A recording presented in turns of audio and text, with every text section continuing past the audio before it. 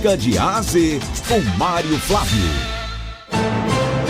Oferecimento, Senhor Braga Barbearia e blog do Mário Flávio, a política de A a Z.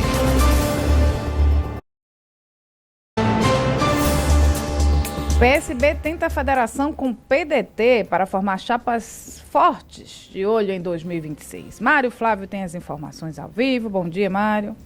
Bom dia para você, Renata. Bom dia para o Vitor, para o nosso ouvinte. Olha, ontem o ministro Wagner Queiroz reuniu os nossos colegas de imprensa lá no Recife, né, bater um papo sobre essas questões envolvendo a Previdência Social, nesse escândalo aí do INSS, né, o que o governo vem fazendo ou vai fazer para amenizar a situação.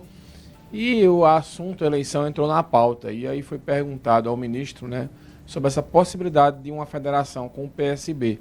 E ele confirmou a intenção, né, dos dois partidos, inclusive vale lembrar, né, Renata, que Wagner teria sido eleito deputado federal, assim como o pai dele, o Zé Queiroz, deputado estadual, se eles estivessem em outros partidos, né, que não o PDT. Só que como só tinha os dois de candidatos assim com expressividade de votos, acabaram, né, não conseguindo a reeleição nenhum dos dois.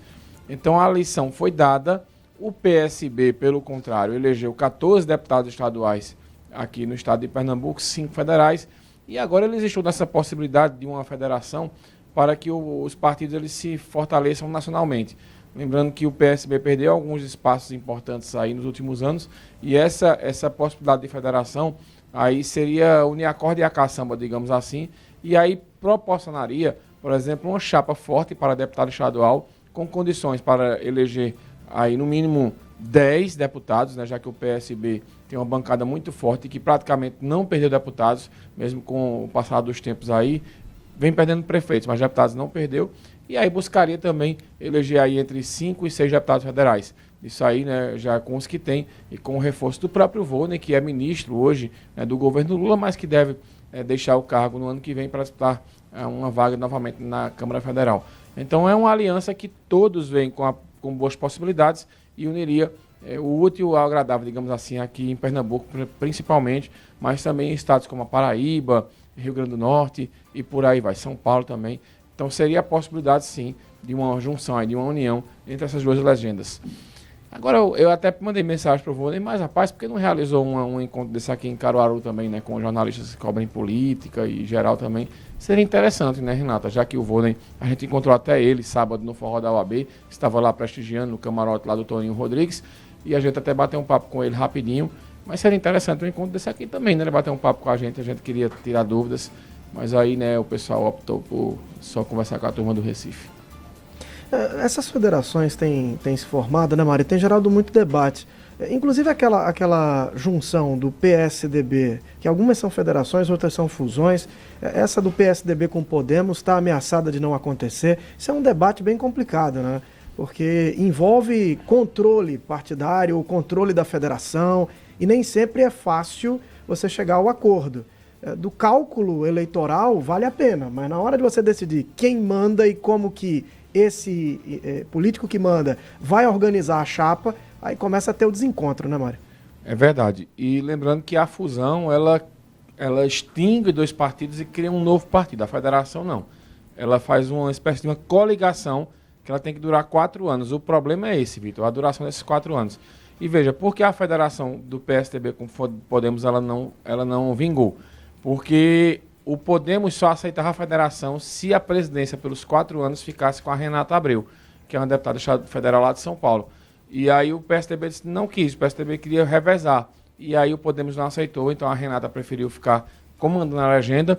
E é isso que você disse, né? Porque quem virar o presidente, ele acaba virando o dono da chave do cofre. E define também os rumos que o partido vai ter.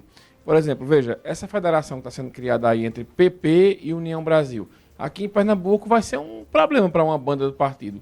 Porque, por exemplo, quando a federação for criada, para qual palanque o partido vai ano que vem? Hoje, lembrando que esses dois partidos aí, eles têm 2 pré-candidatos ao Senado. O Miguel Coelho, ex-prefeito de Petrolina, e o Eduardo da Fonte, que é deputado federal.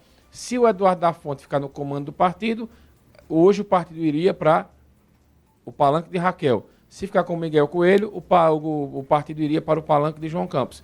Então, até isso também tem uma discussão muito grande sobre quais os rumos do partido. Outro problema, o PP e União Brasil, essa federação hoje está muito mais próxima à oposição ao governo Lula do que aqui no Estado, por exemplo. Aqui no Estado a gente tem gente que é do União Brasil, que é próxima ao governo Lula e que é distante. Então é uma conta que não é fácil de fechar, não é fácil de bater, principalmente pelos interesses, né, como diria o Ciro Gomes, né? Falando em Ciro, rapaz, que coisa aquela história dele lá no Ceará, né? Acabei lembrando dele aqui.